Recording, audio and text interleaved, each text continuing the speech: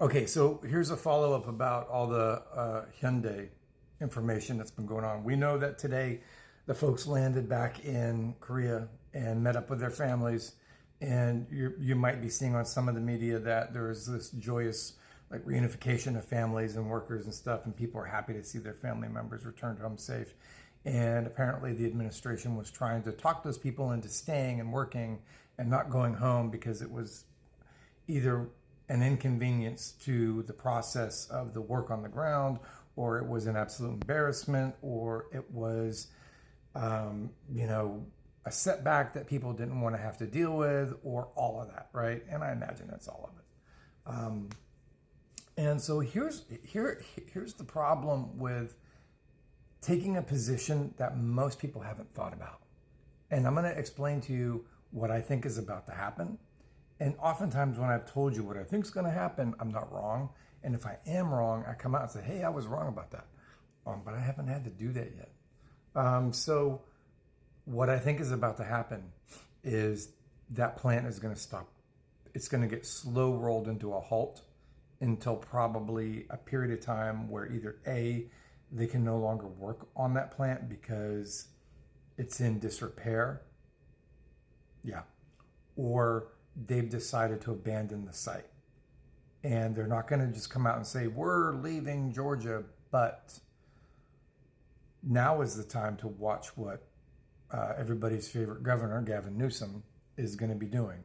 And yes, I said that a little bit sarcastically for all the people who don't like him. Okay, so don't get it spent, all right? Or so don't get bent out of shape about that as well.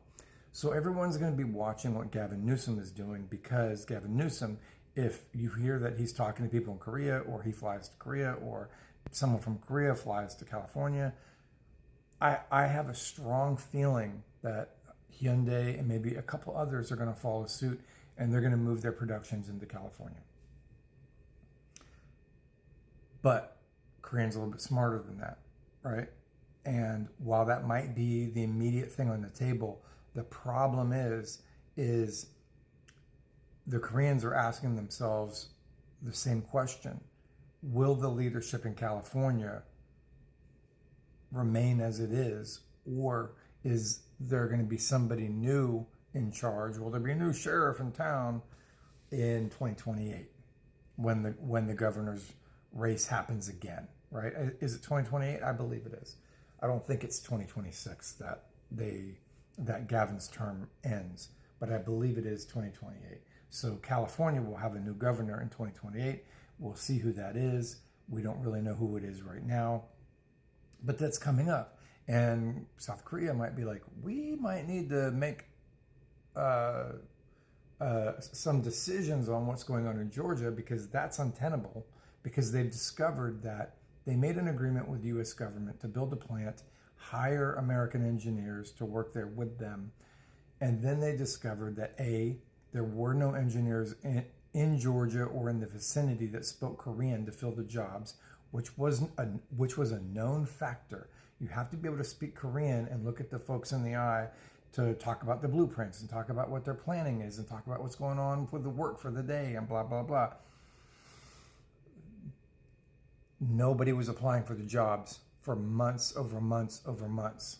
And you might wonder, well, there's lots of engineers that are Korean American. Yes, but most people that fit that bill are on the West Coast. And most of those people do not want to move to the armpit of the United States, Georgia. And you might be thinking, no, Mississippi is the armpit. No, Mississippi's actually could be like a fun place to be if you know about Mississippi. And it's actually, they got kind of cool stuff to go see and do. And you can have a lifestyle over there, more so than Georgia, because Georgia is kind of desolate in a lot of places. They filmed The Walking Dead there for a reason, right? And you can draw your own conclusions on that. There was lots of like abandoned towns and abandoned places and abandoned factories there that, people had just moved out of because industry left. And people in Georgia thought that was a good idea to bring industry back. Right, but the problem is that the infrastructure and the surroundings and everything is just not good. The schools are just not good. People don't want to live there. So when they offered those jobs, there was no one to take them. However, in California, there's an endless supply of engineers that speak Korean. And now South Korea knows this. South Korea knows this. And they know that if they want to continue to roll out their operations in the United States, they're going to have to move someplace that's friendly to them, that has people that have enough support staff, that have people that speak Korean, that have people on the ground that I want to live there, right? And you may think nobody wants to live in California. People talk about like, oh, more people are leaving California than ever. Yeah, but more people are leaving other states. And also California has people still wanting to come into it every single day, right? And especially people that want to be able to feel safe. And you can't undo what's been done, right? So I'm going to project that as this thing moves forward, you're not going to hear Hyundai or anybody else say, SK say, oh, we're moving all of our stuff out of Georgia. No, they're just going to slowly readjust over here. They don't telegraph. They're not going to spend, put cards on the table that they don't need to. And, that'll be part of like the revenge culture of their own dynamic of how they operate, where those people are going to lose out. Like they didn't want that work. They didn't want to, raise their kids to speak Korean. They didn't want their kids watching Korean TV or listening to Korean music like everybody else in America right now. Like, there's nobody here in my house that's Korean, but, we all can say, and then I say, oh, kamsamnida, kamsamnida, watch Korean TV all the time, laugh at a lot of it. Some of it's funny, some of it's super serious. It's, there's Korean music that plays at my house. When I get in my wife's BMW and she's driving around, I got to listen to it all the time.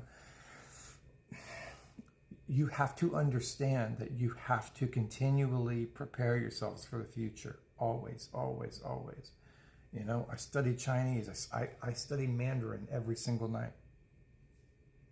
Am I going to move to China? No. Am I going to be talking to Chinese people every day? No. Why do I do it? I do it because I'm always preparing myself for the inevitable future. And this is the lesson that parents back east and parents in the South don't want to teach their kids because they think it's unchristian or something. I don't know. Most South Koreans are Christians, by the way, just in case you didn't know. They all believe in Jesus deeply, and they all love to quote the Bible to you. And I think that was probably why Korea initially thought that it'd be a good idea to move into the South, because they have those kind of similarities in common. But the white people, deeply racist, that lived there only saw skin color. They didn't see the similarities, they saw the differences. Will South Korea move out of the South? Probably. Will they announce it? Absolutely not. So I'm telling you, you're going to see what's happening with Gavin Newsom. Watch that guy, because if he comes out and announces that they're going to be building a plant in Southern California or Central Valley or even Northern California would be the creme de la creme. I would love to see that. And that's the most likeliest thing, but it might be the most unlikeliest thing. Probably going to be Central Valley, Stockton area. Yeah. And maybe like Merced and places like that. But watch. It'll probably be an announcement that Hyundai is going to start doing a lot of stuff in California. Yep, there you go. There's another 9 minutes for you. Anyways, all the best. Be well. Practice kindness. Choose life. Think about the things we're talking about before responding. Be well.